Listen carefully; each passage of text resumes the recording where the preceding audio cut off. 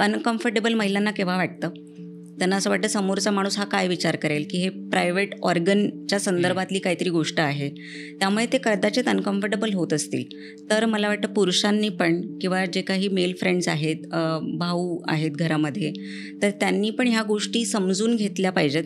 ह्या जो टॉपिक आहे पीरियड्स, मेन्स्ट्रुअल सायकल, ह्याच्या अवतीभोवती खूप प्रॉब्लेम्स आहेत लेडीजला आणि त्याच्यावरती जास्त करून लक्ष पण दिलं जात नाही. पीरियड जसं आपल्या बॉडीतले वेगळे सगळे फंक्शन्स असतात, त्यातलंच एक ही रिप्रोडक्टिव्ह सिस्टमची महिलांना दिलेली ते पीरियडची सायकल आहे.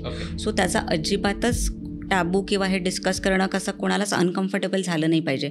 आपल्या ज्या काही रेग्युलर आपण ज्या काही खाण्याच्या सवयी आहेत किंवा आपण आपल्या स्टूलसाठी जातो, युरिनेशनसाठी जातो, डायजेशनची प्रक्रिया आहे, त्यातलीच एक ही प्रक्रियाच आहे जी मंथली होत असते. पीरियड्स येत नाही. दुसरं असते की मला खूप हेवी पीरियड्स होतात. तिसरं आहे की पीरियड्समध्ये ब्लिडिंग व्यवस्थित होत नाही. तर असे काही हे जे आहेत, हा काही आजार नाही, हे सिम्पटम आहे. तर त्यामागचे आजार आपण फाइंड आउट केले पाहिजेत. मग ते जे प्रमुख आजार आहेत ते म्हणजे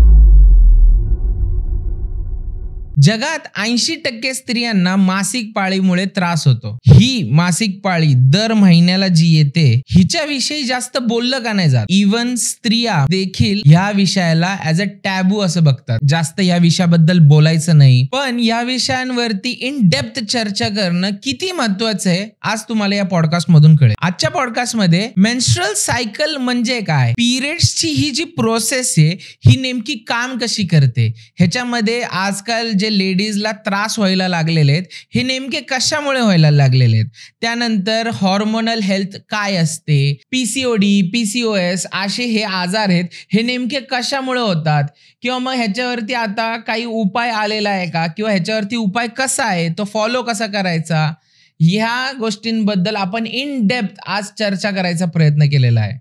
आजच्या पॉडकास्टचा विषय हा मासिक पाळी हा असणार आहे. मासिक पाळीवरती इन डेप्थ चर्चा करण्यासाठी आज आपल्यासोबत डॉक्टर स्मिता भोईर पाटील मॅम आलेले आहेत. आजचा जो पॉडकास्ट आहे हा पूर्ण फॅमिलीनी सोबत बघण्यासारखा आहे. तर सिट बॅक, रिलॅक्स आणि हा पूर्ण पॉडकास्ट एकदम छान पद्धतीमध्ये एन्जॉय करा. आणि मला सगळ्यांना हे सांगायचं आहे की खूप लोक आहेत जे आपला व्हिडिओ पाहतात पण तो लाईक किंवा सबस्क्राईब करत नाहीत. म्हणून लाईक, शेअर, सबस्क्राईब करा आणि तो बेल आयकन दाबायला विसरू नका. आणि आता साहिला रेकॉर्ड पॉडकास्ट एन्जॉय करा.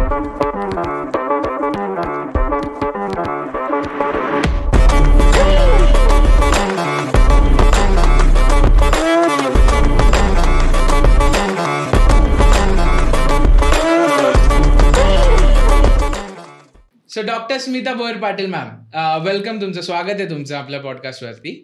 आजचा विषय हा खूप आपल्या बहिणींच्या, मुलींच्या मनामध्ये येणारे बेसिक क्वेश्चन्स जे असतात, मेन्स्ट्रुअल सायकल, हॉर्मोनल इम्बॅलन्स ह्याच्यावरचे, तर हे बेसिक क्वेश्चन्स ॲड्रेस करण्याचा प्रयत्न आपण आज या पॉडकास्टमध्ये करतोय. सो फर्स्ट जर मी विचार करायचा, जर आपण म्हटलं की menstrual cycle or else periods असं ही प्रश्न येतो, तर एक पुरुषाच्या दृष्टीने पुरुषाला पीरियड्स किंवा ही गोष्ट माहिती नाहीये. सो एक बेसिक लँग्वेज मध्ये जर तुम्हाला समजवता आलं तर पीरियड्स म्हणजे काय? सो पीरियड जसं आपल्या बॉडीतले वेगळे सगळे फंक्शन्स असतात, त्यातलंच एक ही रिप्रोडक्टिव्ह सिस्टमची महिलांना दिलेली ते पीरियडची सायकल आहे. सो त्याचा अजिबातच टॅबू किंवा हे डिस्कस करणं कसं कोणालाच अनकम्फर्टेबल झालं नाही पाहिजे. आपल्या ज्या काही रेग्युलर आपण ज्या काही खाण्याच्या सवयी आहेत किंवा आपण आपल्या स्टूलसाठी जातो, युरिनेशनसाठी जातो, डायजेशनची प्रक्रिया आहे, त्यातलीच एक ही प्रक्रियाच आहे जी मंथली होत असते. आणि त्याचं मेजर म्हणजे कशासाठी आहे ही प्रामुख्याने की कन्सीव्ह करण्यासाठी. पण बऱ्याच वेळा महिलांना असं वाटतं की ते फक्त कन्सीव्ह करण्यासाठीच गरजेचे आहे, तर मग म्हणजे ते एवढं त्याला सिरियसली घेतलं जात नाही की जेव्हा ते त्याचं म्हणजे आपल्याला कन्सीव्ह करायचं असेल त्यावेळेला आपण बघूया. ह्या दृष्टीने किंवा महिलांना त्रास होत असतो त्यामुळे, किंवा अगेन की जसं तुम्ही सांगितलं की थोडासा टॅबू असा वाटत असतो, त्यामुळे ते डिस्कस करणं बऱ्याच महिला अवॉइड करतात. पण आजकाल आम्ही पाहिलं की ओपनली चालू केलेलं आहे. जर काही महिलांना त्रास होत असेल तर आमच्याकडे पण येऊन ओपनली, जसं आधी बोलत नव्हत्या पण आता बोलायला लागलेलं आहेत. तर मला वाटतं हे ओपनली बोललं पाहिजे आणि ह्याला एक अगदी नॉर्मल आपल्या शरीराच्या फंक्शन किंवा शरीराची एक प्रक्रियाच आहे तसं कन्सिडर करून प्रत्येकाने असं विचार केला पाहिजे, इव्हन पुरुषांनी पण. कारण अनकम्फर्टेबल महिलांना केव्हा वाटतं? त्यांना असं वाटतं समोरचा माणूस हा काय विचार करेल, की हे प्रायव्हेट ऑर्गनच्या संदर्भातली काहीतरी गोष्ट आहे, त्यामुळे ते कदाचित अनकम्फर्टेबल होत असतील. तर मला वाटतं पुरुषांनी पण किंवा जे काही मेल फ्रेंड्स आहेत, भाऊ आहेत घरामध्ये, तर त्यांनी पण ह्या गोष्टी समजून घेतल्या पाहिजेत. जर तुम्ही डायरेक्टली विचारू शकता घरामध्येही, की पिरियडमध्ये बऱ्याच वेळा आपण पाहतो की मुलींना त्रास होत असतो किंवा पिरियड येतात तेव्हा त्यांच्या अगदीच म्हणजे त्यांना अगदी बरं नाही अशा कंडिशनमध्ये असतात. तर जेव्हा तुम्हाला असं कळतं तर तुम्ही ॲक्च्युली जाऊन त्यांना विचारू शकता तुमचे पिरियड झाले आहेत का, तुम्ही समजण्याचा प्रयत्न करा. हे फ्युचरसाठी सगळ्यांसाठी चांगलं आहे. जर मेल्सनी समजून घेतलं तर ही गोष्ट अजून इझी होऊन जाईल आणि ह्याला एक नॉर्मल फंक्शन म्हणूनच सगळ्यांनी कन्सिडर केलं पाहिजे. येस. ह्याच्यामध्ये मी अजून फक्त हेच म्हणेन की जर बेसिकली आपण एक ती जे प्रक्रिया काय आहे आणि ती कशासाठी आहे, आपण कन्सिव्ह म्हटलात तर बऱ्यापैकी लोकांना मराठीमध्ये कळायला थोडंसं अवघड पडेल. तर नेमकं पिरियड्स काय येतात आणि ते जसं तुम्ही आता म्हटलात की कन्सिव्ह करण्यासाठी, तर नेमकं मराठीमध्ये रूपांतर कसं होईल? बरं, हे म्हणजे प्रेग्नन्सी राहण्यासाठी. ओके. सगळ्यात सिम्पल हे म्हणजे प्रेग्नन्सी राहण्यासाठी ही प्रक्रिया चालू असते. सो काय होतं की प्रत्येक महिलेच्या शरीरामध्ये म्हणजे ओव्हरीज असतात, अंडाशय ज्याला म्हणतात, त्याच्यामध्ये एक पर्टिक्युलर एग्ज असतात. आता पुरुषांच्या शरीरामध्ये कसं स्पर्म्स हे नवीन नवीन प्रोड्यूस होत असतात, पण महिलांच्या शरीरामध्ये एक पर्टिक्युलर एग्ज जेव्हा त्यांचं बर्थ होतो तेव्हापासूनच ते काही म्हणजे डिसाईड केले जातात. जसे ते प्युबर्टीला येतात तेव्हा ती एकची संख्या त्यांच्या म्हणजे अंडाशयामध्ये असते आणि प्रत्येक महिन्याला जेव्हा जसे ते प्युबर्टीला रीच करतात तसं हळूहळू काय होतं, हे एक एग अंडाशयातून बाहेर निघतं फर्टिलायझेशन ह्या प्रोसेससाठी. आणि जेव्हा तो एग फर्टिलाइज होत नाही किंवा त्यांना कन्सीव्ह होत नाही, प्रेग्नन्सी राहत नाही, तेव्हा मग ते हळूहळू मग ते बाहेर पडायचे त्या प्रक्रिया चालू होते आणि त्याला आपण पिरियड असं म्हणतो. सो ही पूर्ण ती प्रक्रिया होण्यासाठी म्हणजे जसं अंड पहिलं तर मॅच्युअर होणं आणि अंडाशयामध्ये जे काही अंडी असतात ती इमॅच्युअर असतात. आपले काही हॉर्मोन्स रिस्पॉन्सिबल असतात त्याच्यासाठी, त्याला मॅच्युअर करण्यासाठी. जसा तो एग मॅच्युअर होतो तसा तो मग अंडाशयातून बाहेर निघतो. त्या प्रक्रियेला पण ओव्युलेशन असं म्हणतात. आणि हे युजली येतो 14th डे, जे पिरियडची सायकल असते. डे 1 आपण 14व्या दिवशी ती ओव्युलेशनची प्रक्रिया होते, म्हणजे अंड बाहेर निघणं फर्टिलायझेशनसाठी. तर जसं ते बाहेर निघाल्यानंतर ते ट्रॅव्हल करतं आणि जर त्यावेळेला असं आहे की कन्सिव्ह जर झालं तर मग पिरियड्स पुढे येत नाही. कन्सिव्ह नाही झाला तर मग अंड आणि ते बाहेर पडायचं प्रक्रिया चालू होते. हो. आणि युटरसमध्ये पण बरोबर जेव्हा हे अंड बाहेर निघतं तेव्हा पण ती प्रेग्नन्सीसाठी एक प्रक्रिया चालू होते. तिकडे एक आपण म्हणतो ना की जसं प्रेग्नन्सी राहिली पाहिजे तसं काही लेयर्स आतमध्ये तयार व्हायला लागतात आणि आपण जे शेडिंग त्याला म्हणतो, म्हणजे तीच जेव्हा जर पिरियड येत नाही तर ह्या सगळ्या लेयर त्या शेड होतात आणि मग ते आपण त्याला म्हणतो की ब्लिडिंग होणं किंवा ते बाहेर निघणं, बेसिकली या सगळ्या गोष्टी त्याला पिरियड म्हणतात. सो हा एक नॉर्मल प्रक्रिया जसं म्हटलं की, पण ह्या सगळ्या प्रक्रियेमध्ये आपले हॉर्मोन्स बरेच रिस्पॉन्सिबल असतात आणि हे हॉर्मोन्स व्यवस्थित काम करणं, कारण हे फक्त बऱ्याच महिलांना असं वाटतं की हे फक्त कन्सीव्ह होण्यासाठीच गरजेचं आहे, पण हे काही इस्ट्रोजन, प्रोजेस्टेरॉन, LH, FSH हे सगळे जे हॉर्मोन्स हे फिमेल हॉर्मोन आहेत प्रामुख्याने, तर हे आपल्या बाकी हेल्थसाठी पण गरजेचे असतात. त्यामुळे फक्त कन्सीव्ह करण्यासाठीच आपल्याला पिरियड्स येतात असं कन्सिडर न करता आपल्या ओव्हरऑल हेल्थसाठी मेन्स्ट्रुअल सायकल जी आहे ती गरजेची आहे, रेग्युलर येणं हे प्रत्येकाने पाहिलं पाहिजे. सो आणि जसं प्रमुख त्याचं कारण म्हणजे जे कारण आहे ते प्रेग्नन्सी राहणं आहे.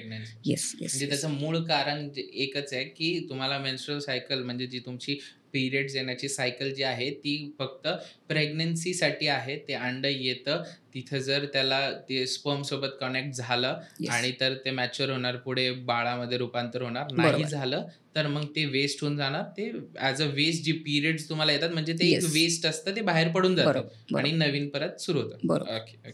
आजकाल जर तसं बघायला गेलं तर ह्या जो टॉपिक आहे पिरियड्स, मेन्स्ट्रुअल सायकल, ह्याच्या अवतीभोवती खूप प्रॉब्लेम्स आहेत लेडीजला आणि त्याच्यावरती जास्त करून लक्ष पण दिलं जात नाही कदाचित, राईट? तर मेन म्हणजे आजकाल पिरियड्स ऑर एल्स मेन्स्ट्रुअल सायकलमध्ये कशा केसेस येतात ऑर एल्स कुठल्या प्रकारचे प्रॉब्लेम्स आहेत मुलींना जर तुमच्या समोर येत असतात?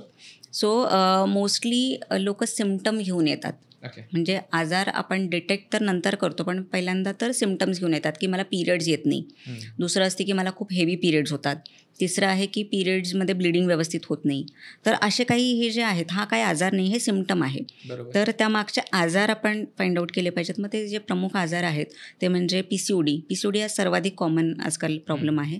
त्यानंतर थायरॉईडचा प्रॉब्लेम आहे, एंडोमेट्रिओसिस, एडिनोमायोसिस, फायब्रॉईड किंवा सिस्ट होतात ओव्हरीजमध्ये, असे जे आजार आहेत ते खूप कॉमन आहेत आणि ह्याच्यामध्ये म्हणजे काही पिरियड रिलेटेड सिम्पटम्स असतात ते त्याचे असतात. ओके. म्हणजे जर आता तुम्ही बऱ्यापैकी आता जे मोठी मोठी नावं घेतली ह्याची, तर त्याच्यामध्ये सगळ्यात पहिलं जर आपण बघितलं तर PCOD. ओके, तर PCOD म्हणजे काय नेमकं आणि काय असतं नेमकं PCOD? बरं, PCOD म्हणजे पॉलिसिस्टिक ओव्हेरियन डिझीज. ओके. तर ह्याच्यामध्ये 2 प्रकार असतात, एक PCOD आणि एक PCOS. ओके. तर PCOD म्हणजे पॉलिसिस्टिक ओव्हेरियन डिझीज आणि PCOS म्हणजे पॉलिसिस्टिक ओव्हेरियन सिंड्रोम. तर मोस्टली हे सेमच असतात, पण मी म्हणेन PCOS हा थोडासा सिव्हिअर फॉर्म आहे PCODचं. सो PCODमध्ये खूप माइल्ड सिम्पटम्स असतात, एखाद दुसरा सिम्पटम असतो, आणि PCOSमध्ये खूप जास्त सिम्पटम्स असतात.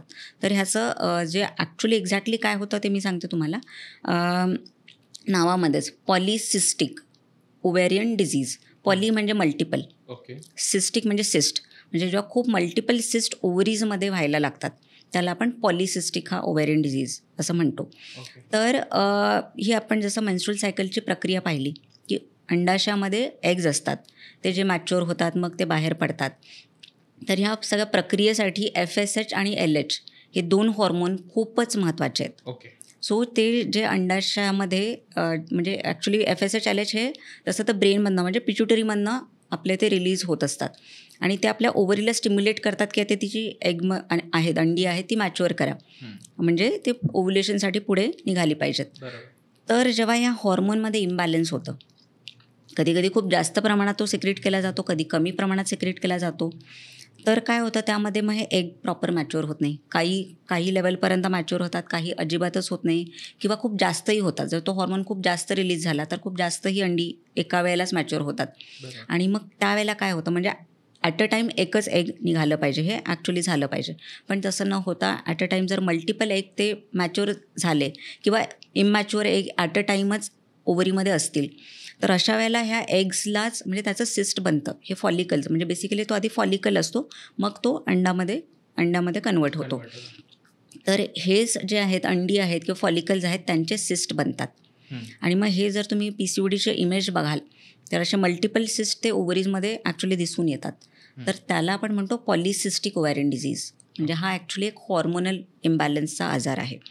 आणि हा जसं मी म्हणाले PCOD हा एक माइल्ड फॉर्म आहे बऱ्याच महिलांना, की ह्याच्यामध्ये पिरियड्स इरेग्युलर येणं, पिंपल्स येणं किंवा हेअरफॉल होणं, वेट गेन होणं, मूड स्विंग्स होणं, म्हणजे इवन इरिटेबिलिटी, असे बरेच सिम्पटम्स, फेशियल हेअर महिलांमध्ये तुम्ही बघाल म्हणजे हर्सुटिझम ज्याला म्हणतात, की जे चेहऱ्याच्या लोअर पार्टमध्ये किंवा अप्पर लिप्सवर जे हेअर येतात ते थिक व्हायला लागतात. हे सगळं होतं हॉर्मोनल इम्बॅलन्समुळे. तर जर PCOD असेल आजार तर कदाचित खूप जास्त सिम्पटम्स नसतील, एखाद दुसराच असेल, म्हणजे फक्त वेट गेनच असेल किंवा फक्त पिरियड रिलेटेडच असेल. पण जेव्हा खूप सिम्पटम्स असतात, म्हणजे वजनही वाढतं आहे, फेशियल हेअर पण येत आहेत, पिरियड्स पण येत नाही आहेत, असे मल्टिपल जेव्हा सिम्पटम्स येतात त्याला मग आपण सिंड्रोम म्हणतो. म्हणजे मल्टिपल सिस्टीम बॉडीच्या त्याच्यामध्ये इन्वॉल्ड असतात. तर हा थोडासा सिव्हिअर प्रकार आहे. आणि तर आता हा आजार मग का होतो असं प्रत्येकाला वाटत असेल की हा आजार होतो का मग, तर त्याचं मेन कारण आहे इन्सुलिन रेझिस्टन्स. सो इन्सुलिन हा मोस्टली सगळ्यांना माहिती की हा डायबिटीस किंवा शुगर रिलेटेड हा एक हॉर्मोन आहे. तर इन्सुलिन रेझिस्टन्स म्हणजे काम न करणं, रेझिस्ट करणं काम करण्यासाठी. सो जेव्हा ही एक कंडिशन आपल्या बॉडीमध्ये तयार होते, स्पेशली महिलांच्या म्हणजे फिमेलच्या बॉडीमध्ये, तेव्हा हा आजार होतो. तर इन्सुलिन एक्झॅक्टली कसं काम करतं, आपण जेव्हाही कुठलेही पदार्थ खातो, म्हणजे नॉट नेसेसरी की तो गोडच पदार्थ असला पाहिजे, काही जेव्हा आपण खातो तेव्हा इन्सुलिन बॉडी रिलीज करते, कारण आपल्या बॉडीला एक शुगर लेवल आपल्या शरीरामध्ये मेंटेन करायची असते. म्हणजे 80 to 110 ही एक ॲव्हरेज किंवा 100 ह्या रेंजमध्येच शुगर राहिली पाहिजे, कारण आजार होतात शुगर जशी वाढेल तशी. तर त्यासाठी ती मेंटेन ठेवण्यासाठी इन्सुलिन हा हॉर्मोन बॉडी रिलीज करते. पण जेव्हा हे सतत इन्सुलिन बॉडीला रिलीज करायला लागत असेल, हे कधी होणार की तुम्ही अनहेल्दी खाता, सतत काही ना काही खाता किंवा असे पदार्थ खाता ज्याच्यामध्ये खूप हाय कॅलरीज आहेत किंवा इन्स्टंट कॅलरीज आहेत, फास्ट फूड आहे. असं जर तुम्ही सतत खात असाल आणि त्यातच तुमचे जर बॉडीच्या ॲक्टिव्हिटीज नसेल तर ते बर्न पण होत नाही. बॉडी म्हणजे त्याला बर्न नाही करत आणि बॉडीला म्हणजे इन्सुलिन प्रोड्यूस करूनच त्याला कंट्रोल करायला लागत असेल, तेव्हा मग ती रेझिस्टन्सची स्टेज येते. आपण ऐकतो अँटीबायोटिक रेझिस्टन्स म्हणजे काय, एकच अँटीबायोटिक तुम्ही सतत घेत गेलात तर मग ते पुढे जाऊन काम नाही करत. सेम असंच होतं की सतत इन्सुलिन प्रोड्यूस करून करून करून एका वेळेला मग त्याच युनिटमध्ये ते इन्सुलिन काम नाही करत, बॉडीला जास्त इन्सुलिन बनवावं लागतं. आणि ही जी कंडिशन आहे त्याला इन्सुलिन रेझिस्टन्स असं म्हणतात. आणि इन्सुलिन जो हॉर्मोन आहे तो मग बाकीच्या हॉर्मोन्सला डिस्टर्ब करतो. जसं बॉडीमध्ये इन्सुलिन लेवल हाय व्हायला लागते तसं तसं मग एक टेस्टोस्टेरॉन, आपण टेस्टोस्टेरॉन म्हणजे ॲक्च्युली हा मेल हॉर्मोन आहे, पण तो महिलांच्या शरीरामध्ये पण असतो, काही प्रमाणात असतो, म्हणजे तो गरज असते आपल्या रिप्रोडक्टिव्ह सिस्टमसाठी. पण जेव्हा इन्सुलिन हाय होतो तेव्हा मग टेस्टोस्टेरॉन लेवल ॲक्च्युली वाढायला लागते. टेस्टोस्टेरॉन वाढली की मग आपण पाहतो FSH आणि LH हे डिस्टर्ब होतात. त्यामुळे मग ती पुढची प्रक्रिया चालू होते, एग्स क्वालिटी खराब व्हायला लागते, जास्त एग प्रोड्यूस होतात, कमी एग होतात किंवा इमॅच्युअर होतात, असं सगळं होऊन ती ॲक्च्युली जी PCOD हा आजार तो चालू होतो. आणि मग टेस्टोस्टेरॉनचं काम काय असतं, आता महिलांच्या शरीरामध्ये जर तो वाढला तर पुरुषांसारखे सिम्पटम्स यायला लागतात. पुरुषांमध्ये काय होतं, दाढी येते, मुस्टाच येते, स्किन ऑइली असते, थोडी थिक असते. मग हेच सगळे सिम्पटम्स महिलांच्या शरीरामध्ये दिसायला लागतात, कारण महिलांची स्किन वेगळी असते, स्किन पातळ असते, राईट, फेशियल हेअर नसतात. पण मग ते टेस्टोस्टेरॉन जो वाढतो, जो इन्सुलिनमुळे वाढलेला असतो, त्यामुळे मग ते सिम्पटम्स हळूहळू यायला लागतात. तर ही बेसिक प्रक्रिया होते PCODमध्ये. आणि खूप महिलांना हे माहिती नाही. ते जेव्हा आपण डॉक्टरकडे जातात तर डॉक्टरांना एवढा वेळ नसतो तेवढं सगळं एक्सप्लेन करायला. ते विचारतात काय होतं आहे, पिरियड्स येत नाही ना, ह्या गोळ्या घ्या तुम्ही, पिरियड्स येऊन जातील. त्या मागे एक्झॅक्टली काय होतं ते त्यांना कळतच नाही. तर होपफुली आता ह्या व्हिडिओमधून त्यांना कळेल की PCOD आणि इतका कॉमन आहे. सो मी म्हणेन की 5-6 वर्षापूर्वी एक 10पैकी एखाद्या फिमेलला असायचा, हळूहळू मग तो 5मधल्या, आत्ता मी म्हणेन की 3मधल्या एका फिमेलला PCOD आहे. इतकं कॉमन झालेलं आहे. महिलांना माहितीही नसतं की त्यांना PCOD हा आजार आहे. तर इतकं कॉमन झाल्यामुळे हे सगळ्यांनाच माहिती होणं गरजेचं आहे की एक्झॅक्टली होतं काय आणि आपण त्याच्यामध्ये मग काय केलं पाहिजे. जसं तुम्ही आता PCOD एक्सप्लेन केलं, PCOD मध्ये ओव्हरीच्या आतमध्ये सिस्ट बनतात आणि तर ह्याचं मी एक ब्लँक दृष्टीने विचारतोय की ह्याचं रूपांतर पुढे जाऊन मेजर डेंजरस आजारांमध्ये पण होऊ शकतं. होऊ शकतं. सो आता हे मल्टिपल सिस्ट म्हणजे छोटे छोटे छोटे छोटे सिस्ट आहेत, ह्या पूर्ण छोट्या सिस्टचा एक मोठा सिस्ट पण होऊ शकतो.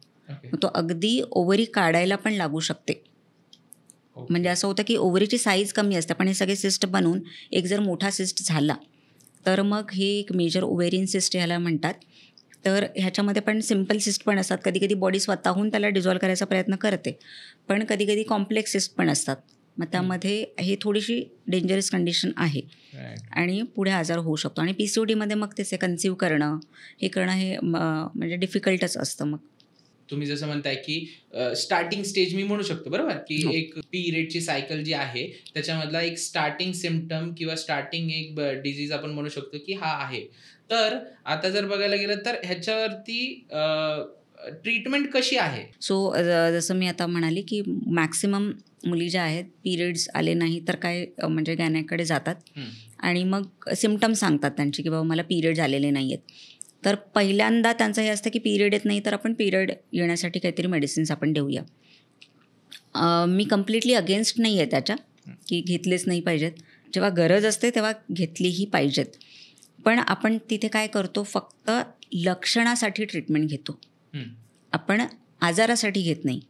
म्हणजे पिरियड्स येत नाही आहे तर पिरियड येण्यासाठी गोळ्या घेणं कदाचित तो आजार बरा तर होत नाही. तर त्यामुळे प्रत्येक डॉक्टरनी पहिलं तर बघितलं पाहिजे पिरियड्स येत नाही त्याच्या मागचं कारण काय. तर कारण जर जाणून घेतलं तर आपण ट्रीटमेंट व्यवस्थित करू शकतो. तर कारण जसं आता आपण डिस्कस केलं की इन्सुलिन रेझिस्टन्स म्हणजे हा टोटली लाईफस्टाईल डिसऑर्डर आहे. तुमच्या खाण्यापिण्याच्या हॅबिट्स झाल्या किंवा एक्सरसाइज न करणं, सिटिंग आवर्स खूप जास्त असतील, अगदीच झोपण्याची सायकल, हां सगळंच म्हणजे लाईफस्टाईल, अवेळी खाणं, खूप लेट झोपणं किंवा झोप कंप्लीट न करणं, अशा बऱ्याच गोष्टींनी तो ॲक्च्युली तो आजार होतो. तर मग आपल्याला ह्या सगळ्या गोष्टी करेक्ट करणं गरजेचं आहे. तर ह्याच्यात जसं की रिझल्ट दिसायला वेळ लागू शकतो, पण तो आजार ॲटलिस्ट मुळापासून ठीक होऊ शकतो. पण जेव्हा आपण सिम्पटमॅटिक ट्रीटमेंट घेतो तेव्हा बऱ्याच महिला कदाचित सांगतील की आम्ही 3 महिने मेडिसिन घेतलं, 3 महिने पिरियड आले, 4थ्या महिन्यात आले नाही, किंवा 6 महिने ट्रीटमेंट घेतली, 6 महिने आले, किंवा काही काही वर्षभर पण घेत असतात. पण तेवढंच जेव्हा ट्रीटमेंट घेतात तेवढाच फक्त पिरियड्स येतात. जसं त्यांची ट्रीटमेंट बंद होते तसे पिरियड्सचा प्रॉब्लेम परत चालू होतो. आपल्याला तसं नको. आता जसं तुम्ही म्हटलात की हेवी पिरियड्स जे असतात, म्हणजे हेवी फ्लो, लो फ्लो वगैरे, ते काय असतं? म्हणजे ते पण त्याचाच भाग आहे पीसीओडीचा? हो. सो पीसीओडी असं आहे की त्याच्यामध्ये सिम्पटम्स प्रत्येक महिलेला वेगळे वेगळे असू शकतात. त्यामुळे आपण असं पिन पॉईंट नाही करू शकत की हेवी पिरियडमध्ये हाच प्रॉब्लेम असेल, किंवा पिरियड्स येतच नाही तर हाच प्रॉब्लेम असू शकतो, किंवा कमी पिरियड होत आहेत तर हाच प्रॉब्लेम असू शकतो. कारण हेवी पिरियडची कारणं वेगळी आहेत. पीसीओडीमध्ये पण होऊच शकतं. हायपोथायरॉइडिझम हा एक असा आजार आहे ज्याच्यामध्ये पण खूप हेवी पिरियड होऊ शकतात. त्यानंतर एंडोमेट्रिओसिस झालं, ॲडिनोमायोसिस झालं, किंवा फायब्रॉईड हे आजार आहेत. तर अशा आजारांमध्ये हेवी पिरियड होऊ शकतात. त्यामुळे आपण एकच पर्टिक्युलर ह्याच आजारामुळे होईल असं नाही, कारण पिरियड जे असं आहे ना की प्रत्येक महिलेच्या, म्हणजे पीसीओडीमध्ये पिरियड हेवी पण असू शकतात, कमी पण असू शकतात, किंवा येऊ पण नाही शकत. तर वेगळे वेगळे सिम्पटम्स आहेत, कारण प्रत्येक महिलेची बॉडी वेगळी आहे आणि त्यानुसार ते सिम्पटम्स देत असतं. तर हेवी पिरियडचे मोस्टली की हे सगळी जी आहेत आता मी म्हणाले ती कारणं आहेत. लेडीज ह्याला जास्त सिरियसली घेत नाही, राईट? की मुली जास्त सिरियसली घेत नाहीत की 2-2 महिने पिरियड्स येत नाहीत किंवा 3-3 महिने येत नाहीयेत, आणि त्याच्याकडे लक्ष एवढं मेजरली की बाबा ठीक आहे चलो अशा वे मध्ये कॅज्युअल वे मध्ये कॅज्युअल अप्रोच आहे त्याच्यावर. बरोबर. तर ते किती हार्मफुल आहे मुलींसाठी? हो, हे खूप ॲक्च्युली हार्मफुल आहे. कारण असं तुम्ही जसं म्हणालात, मला खूप असे मेसेजेस येतात, त्यातले मॅक्सिमम मेसेजेस हे असतात की 3 महिने झाले, 6 महिने झाले, 8 महिने झाले, पिरियड झालेले नाही आहेत, आणि ते डॉक्टरकडेही जात नाही. सो म्हणजे खूपच त्यांना वाटतं नाही येते ते ठीक आहे ना, काय प्रॉब्लेम आहे, किंवा मी हे सांगणं. एकतर कदाचित फिअर काय असतं माहिती आहे का, पिरियड येत नाही म्हणजे पहिलं कोणाच्या पण माइंडमध्ये कदाचित की प्रेग्नन्सी असू शकते. तर त्यांना असं वाटतं की माझ्या कॅरेक्टरवर काहीतरी क्वेश्चन केला जाईल, की मी पिरियड येतच नाही असं म्हणाली तर माझ्या काही वेगळ्या टेस्ट केल्या जातील. तर हा खूपच मोठा हा प्रश्न आहे. तर एवढं मला वाटतं विचार करण्याची गरज नाही आहे. पिरियड्स येणं हे एक नॉर्मल, आपल्या जसं आपण सुरुवातीलाच डिस्कस केलं की एक आपल्या बॉडीची एक नॉर्मल ॲक्टिव्हिटी आहे, ती झालीच पाहिजे. तुम्हाला जर कॉन्स्टिपेशन 8 दिवस 10 दिवस पर सकाळी किंवा स्टूलला झालंच नाही, बॉडी म्हणजे आतून काहीतरी होणारच ना, त्रास होणारच. सेमच आहे पिरियडचं, एवढंच आहे की तुम्हाला दिसत नाही आहे पण आतून तो त्रास चालू असतो. जर आता स्टूलला झालं नाही तर आपल्याला अनकम्फर्टेबल व्हायला लागतं, म्हणजे आपल्याला ते कळून येतं की मला त्रास होतो आहे.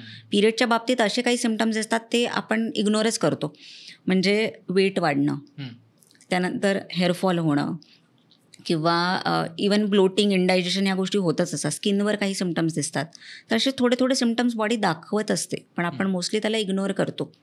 तर तेच आहे की पिरियडला खूपच सिरियसली घेतलं पाहिजे. हा टॅबू न हे करता तुम्हाला जर कधी कधी ठीक आहे, म्हणजे काही काही महिलांचे पिरियड्स असे, जर जी डेट असेल कदाचित एक हफ्ताभर किंवा 15 दिवस पुढे जाऊ शकते. ते स्ट्रेस किंवा त्यावेळेस खूपच फिजिकल काही एक्झर्शन झालं तर ठीक आहे, म्हणजे कधी कधी हे प्रत्येकालाच होतं, प्रत्येक महिलाला कधी कधी होत असतं हे. पण त्यापेक्षा पुढे गेलं, 2 महिने झाले पिरियड आलं नाही तर तुम्ही लगेच डॉक्टरकडे गेलं पाहिजे आणि कारण जाणूनच घेतलं पाहिजे की कशामुळे बाबा पिरियड्स आपले येत नाही आहेत. तर हे सिरियसली घेणं, कारण जे महिलांचे जे हॉर्मोन्स आहेत ना, म्हणजे इस्ट्रोजन, प्रोजेस्टेरॉन, हे प्रमुख हॉर्मोन आहेत. तर हे फक्त पिरियड येण्यासाठी नाही आहेत, हे महिलांच्या हार्टच्या हेल्थसाठी, बोन्सच्या हेल्थसाठी खूप महत्त्वाचे आहेत. त्यामुळे जर पिरियड आले नाही तर ॲक्च्युली तुम्हाला बाकीचे त्रास पण होऊ शकतात. हार्ट डिझीज लवकर येऊ शकतो, बोन्स लवकर वीक होतात. तुम्ही आता ऐकत असाल की खूप यंग महिलांना म्हणजे जॉईंट पेन्स होणं, बॅक पेन होणं, म्हणजे असे जॉईंट पेन्सचे त्रास जे युजली 50s नंतर चालू झाले पाहिजेत, ते आता लेट 20sमध्ये 30sमध्ये चालू झालेले आहेत, कारण त्यांचे हॉर्मोनल इम्बॅलन्सचा त्रास होतो आहे त्यांना. तर म्हणून हॉर्मोन्स हे फक्त कन्सिव्ह करण्यासाठी नाही आहेत, ओव्हरऑल हेल्थसाठी पण, मेंटल हेल्थसाठी. जसं महिलांना पिरियड येतात तेव्हा एक खूप कॉमन सिम्पटम असतो चिडचिड होणं, इरिटॅबिलिटी. हां, मूड स्विंग्स. म्हणजे कारण हे हॉर्मोनल फ्लक्च्युएशनमुळे. मेंटल हेल्थ खूप महत्त्वाची आहे आणि हे हॉर्मोनल इम्बॅलन्सचं एक म्हणजे एक प्रमुख लक्षण आहे. जर पिरियड इरेग्युलर झाले तर बऱ्याच महिलांना एन्झायटीचे, डिप्रेशनचे सिम्पटम्स येतात. म्हणून हे सिरियसली घेणं गरजेचं आहे की पिरियड्स रेग्युलरच आले पाहिजेत. जसं तुम्ही आता म्हटलात की एन्झायटी, स्ट्रेस हे देखील होऊ शकतं. आता आपण म्हणत होतो की ह्याच्यामुळे होऊ शकतं. बट मला हे विचारायचं होतं की एन्झायटी, स्ट्रेस ह्याच्यामुळे देखील तुमच्या हॉर्मोनल ह्याच्यावरती फरक पडतो. म्हणजे हॉर्मोनल इम्बॅलन्समुळे एन्झायटी, डिप्रेशनचा प्रॉब्लेम होऊ शकतो आणि हॉर्मोनल इम्बॅलन्सचा प्रॉब्लेम स्ट्रेसमुळे होऊ शकतो. तुम्ही सतत जर स्ट्रेसमध्ये असाल तर स्ट्रेसचा एक हॉर्मोन आहे ज्याला कॉर्टिसॉल हॉर्मोन म्हणतात. तर कॉर्टिसॉल हॉर्मोन म्हणजे एक बॉडीचा मेकॅनिझम आहे की स्ट्रेसनी बॉडी अफेक्ट होते, तर ती अफेक्ट होऊ नये म्हणून बॉडी हा कॉर्टिसॉल हॉर्मोन रिलीज करतं की बॉडीला प्रोटेक्ट करण्यासाठी. पण ते जेव्हा हाय होतो तेव्हा लगेच लो पण झाला पाहिजे किंवा नॉर्मल रेंजमध्ये आला पाहिजे. पण तुम्हाला सतत स्ट्रेस असेल मग तो हॉर्मोन सतत हायच राहणार किंवा सतत रेज्डच राहणार तुमच्या बॉडीमध्ये.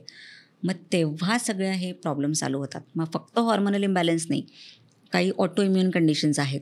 म्हणजे स्किनचे काही आजार, एक्झिमा, सोरियासिस असे आजार होऊ शकतात. थायरॉईड तर आजार होतोच. हॉर्मोन्समध्ये इम्बॅलन्स म्हणजे स्ट्रेसमुळे मेजर आजार होतात. आणि वन ऑफ द हे की PCOD पण होऊ शकतो, थायरॉईड पण होऊ शकतो किंवा बाकी हॉर्मोन्समध्ये पण बिघाड होऊ शकतो.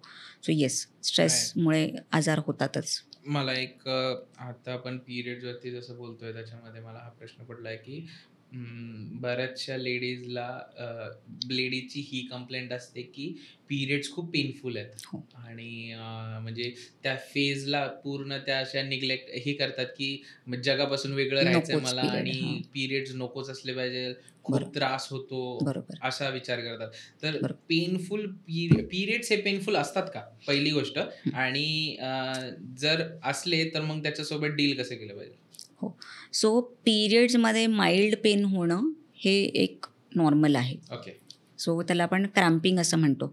पण सिव्हिअर पेन म्हणजे अगदी तुम्ही एका जागेवरून उठू शकत नाही किंवा इतकं पेन होतं की तुम्हाला पेनकिलर्स घ्यावे लागतात किंवा इंजेक्शन्स घ्यावे लागतात, अशी कंडिशन असेल, त्यासोबत वॉमिटिंग होत असेल, तर हे नॉर्मल नाही आहे. ह्यामागे नक्कीच काहीतरी कारण आहे. स्पेशली एंडोमेट्रिओसिस हा आजार आता खूप कॉमन होत आहे.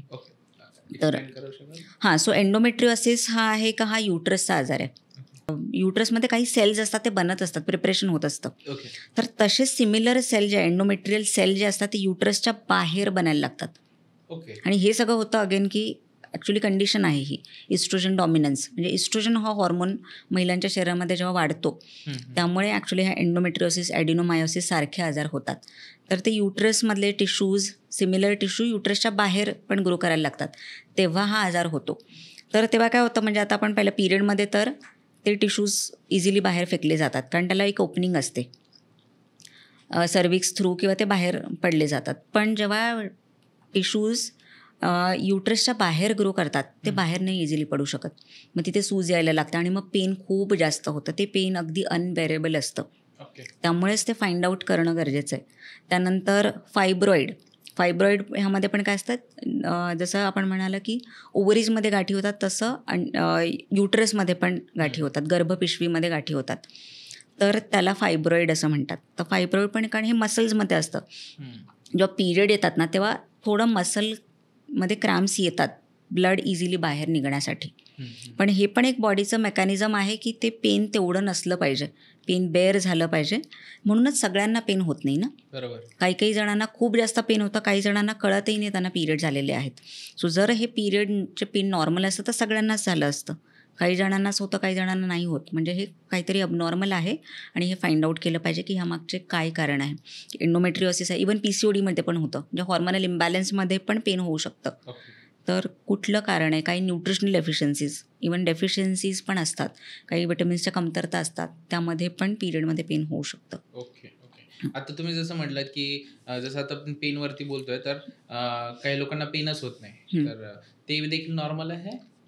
हो, ॲब्सोल्युटली. ॲक्च्युली पिरियड तसेच असले पाहिजेत की तुम्हाला कळलं नाही पाहिजे की पिरियड झालेले आहेत, माइल्ड थोडंफार पेन ठीक आहे, पण सिव्हिअर पेन तर नाहीच. आणि पिरियडमध्ये पेन न होणं हे ॲक्च्युली नॉर्मल आहे, चांगलं आहे. Yes yes yes yes. जर आपण आता म्हटलं की ह्याच्यावरती एक जर होलिस्टिक वे ऑर नॅचरली आपण जर बघायला गेलं तर पिरियडचा पेन हा कमी करायचा म्हटला तर त्यांनी काय करावं किंवा काय करावं? हो, सो कसं आहे की मोस्टली तर सगळेजण पेनकिलर पहिलं तर प्रेफर करतात, पण कधीतरी एखाद दुसरं पेनकिलर घ्यायला लागलं तर काही तसा प्रॉब्लेम नाही आहे. पण सतत घ्यायला लागत असेल किंवा एका पेनकिलरनी ठीक नसेल होत, तुम्हाला पेनकिलरचे इंजेक्शन्स घ्यावे लागतील, अशी कंडिशन असेल तर पहिलं तर कारण शोधलं पाहिजे की होतंय कशाला एवढं जास्त पेन. आणि घरगुती जर काही गोष्टी करायच्याच असतील तर जसं आपण कॅस्टर ऑइल म्हणजे एरंडेल तेल आहे, बरोबर, त्याचं तुम्ही मसाज म्हणजे त्यांनी जर केला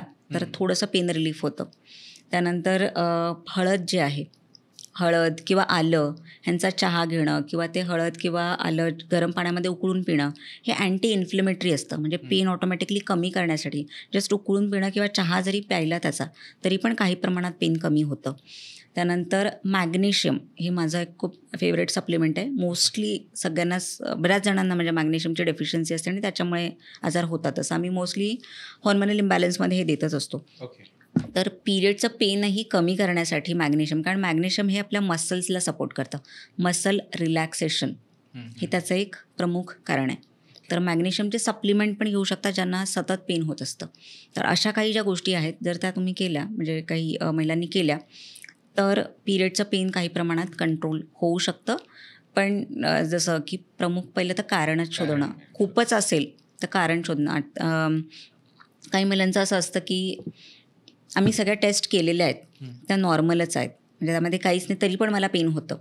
मग त्यामागचं कारण असतं स्ट्रेस आणि डेफिशियन्सी, कारण ती आपण मेजर नाही करू शकत. कोणाला किती प्रमाणात स्ट्रेस आहे किंवा कुठल्या मॅग्नेशियम जसं ते आपण टेस्ट करणं थोडंसं डिफिकल्ट आहे. तर सगळं जर नॉर्मल असेल तरी पण होत असेल म्हणजे असं नाही की हे नॉर्मल आहे मग माझ्यासाठी, मग तुम्हाला डेफिशियन्सीज आहेत. तुम्ही अशा काही गोष्टी केल्या पाहिजेत, म्हणजे योगा आहे, मेडिटेशन आहे, हे सगळं करून पाहिलं पाहिजे. कारण आमच्याकडे पण अशा महिला आहेत जे आमचे पेशंट आहेत, ही सगळे रिपोर्ट्स नॉर्मल आहेत तरी पण पेन होतं. मग आम्ही त्यांना एक होलिस्टिक पेनही सांगतो की तुम्ही सप्लिमेंट्स घ्या, वॉक करा, काहीतरी एक्सरसाइज करा आणि मेडिटेशन करा किंवा एक कुठला तरी एक योगाचा म्हणजे एक एक्सरसाइज तुम्ही केली पाहिजे. तर त्यांनीही पण पिरियडचे म्हणजे पेन बऱ्यापैकी कंट्रोलमध्ये येतं. ह्या गोष्टी करू शकतात. जर आपण आता ओव्हर थ्रू म्हटलं की पेन कमी करण्यासाठी, तर तुम्ही म्हटलं तसं एरंडेलच्या तेलची मसाज तुम्ही करू शकता. अँटी इन्फ्लेमेटरी तुम्ही गोष्टी जसं आलं, हळद वगैरे ह्याचा चहा करून पिऊ शकता.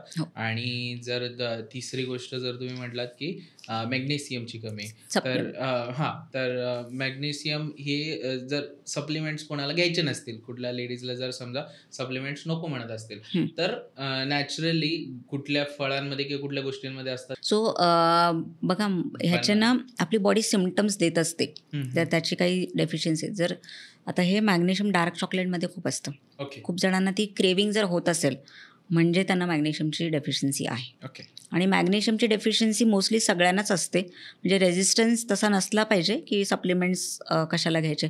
पेनकिलर घेण्यापेक्षा डेफिनेटली बेटर आहे मॅग्नेशियमचे सप्लिमेंट घेणं. तर पण जसं डार्क चॉकलेटमध्ये आहे, नट्समध्ये असतं, स्पेशली आल्मंड आहे, ह्याच्यामध्ये म्हणजे मॅग्नेशियम असतंच. तर नट्स, सीड्स, डार्क चॉकलेट ह्या गोष्टी घेऊ शकता ज्याच्यामध्ये बऱ्यापैकी असतं. पण फूडमध्ये जेव्हा आपण घेतो ना तेव्हा ते कॅल्क्युलेट नाही करू शकत आपण किती घेणं. कधी कधी खूप चॉकलेट आहे म्हणजे खूप बरेच जण अतिप्रमाणात पण घेतील. डार्क चॉकलेट घेतलं तर ठीक आहे ज्याच्यामध्ये शुगर नाही आहे, पण नॉर्मल चॉकलेट तर आम्ही रेकमेंड नाही करत. डार्क चॉकलेट डेफिनेटली घेऊ शकतात.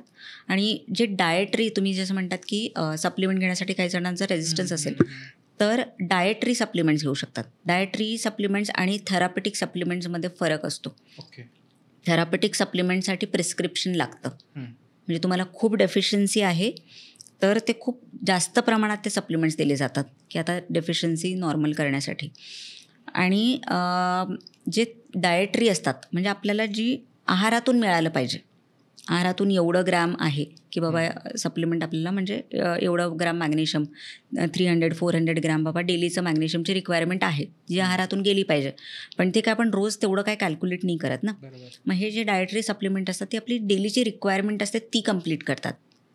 तर आम्ही डाएटरी सप्लिमेंट्स रेकमेंड करतो की तुम्ही ही आरामात घेऊ शकता, जे आपल्याला फूडमधनंच जे जर मिळत नसतील तर ते त्यातून मिळून जातात. जवळपास ऑर्गॅनिकच आहे असं म्हणू शकतो त्याला. ऑर्गॅनिक म्हणण्यापेक्षा हे की रिक्वायरमेंट आहे. आता सप्लिमेंट कसं असतं, खूप जणांना असं वाटतं की सप्लिमेंट हे ॲलोपॅथी आहेत की होमिओपॅथी आहेत की आयुर्वेदिक आहेत. तर सप्लिमेंट्स आहेत ते कुठल्याच पाथीला धरून नसतात. जे जसं आपण आपल्या आहारातून ज्या काही गोष्टी म्हणजे मिळाल्या पाहिजे त्या नाही मिळत म्हणून सप्लिमेंट्स असतात. काही नॅचरल गोष्टींनी पण बनवलेले असतात सप्लिमेंट्स. तर पण बऱ्याच वेळा ते अब्झॉर्प्शन आणि ह्याचा प्रॉब्लेम असतो. तर आपण हे सगळा थोडा स्टडी करून डॉक्टर ऑफकोर्स ज्यांना प्रॉब्लेम आहे, ज्याही डॉक्टरकडे जातील त्यांच्यासाठी जे बेस्ट असेल तसे ते रेकमेंड करतील. पण रेग्युलर जसं डाएटरी सप्लिमेंट्स घेऊ शकतात लोक. आणि सप्लिमेंट्सबद्दल मी अजून एक सांगेन की का गरजेचं आहे आजकाल सप्लिमेंट्स घेणं. पहिलं तर आपण जे काही जेवण खातोय त्याच्यामध्ये तेवढं न्यूट्रिशन राहिलं नाही. आपल्या भाज्या आहेत, आता इवन पालकमध्ये पण मॅग्नेशियम असतं. तर मॅग्नेशियम भाज्या पालकमधनं कुठून येतं? आपल्या जमिनीतून. बरोबर. तर जमिनीमध्येच न्यूट्रिशन नाही आहे. जमिनीमध्ये न्यूट्रिशन असेल तर भाज्यांमध्ये जाणार नाही. मग तुम्ही कितीही हेल्दी खाल्लं तरी पण ते न्यूट्रिशन तुम्हाला मिळणारच नाही. त्यामुळे एकतर म्हणजे डेफिशियन्सी ही एवढी कॉमन झाली आहे. त्यानंतर स्ट्रेस, मॅग्नेशियम, क्रोमियम किंवा जे पोटॅशियम आहे असे काही सप्लिमेंट्स आहेत ते स्ट्रेसमुळे पण डिप्लीट होतात. म्हणजे हे खूप जणांना माहिती नाही आहे. पण बर्नआउट होतात. हां, म्हणजे सप्लिमेंट तुम्ही जर तुमच्या आहारातून मिळत असेल, तुम्ही तेव्हा स्ट्रेसमध्ये असाल आणि स्ट्रेसमध्ये ते खाल्लं तुम्ही तर अब्झॉर्बच होत नाही. म्हणजे स्ट्रेस डिप्लीट्स दी न्यूट्रिशन. आणि स्ट्रेस आजकाल कोणाला नाही आहे. सगळ्यांनाच कधी ना काही स्ट्रेस थोडाफार असतोच. तर स्ट्रेसमध्ये पण ते डिप्लीट होतं आणि प्लस अन्नातून पण मिळत नाही. म्हणून एवढा रेझिस्टन्स नसला पाहिजे. सप्लिमेंट तुम्हाला बेटर करण्यासाठी असतात तर घेतले गेले पाहिजेत. तर हा पॉडकास्ट तुम्हाला कसा वाटला कमेंट बॉक्समध्ये नक्की कळवा. ह्याच्या भाग 2 साठी सबस्क्राईब करायला विसरू नका. आणि भाग 2 मध्ये आपण अजून इन डेप्थ चर्चा करायचा प्रयत्न केलेला आहे, म्हणून सबस्क्राईब करायला प्लीज विसरू नका.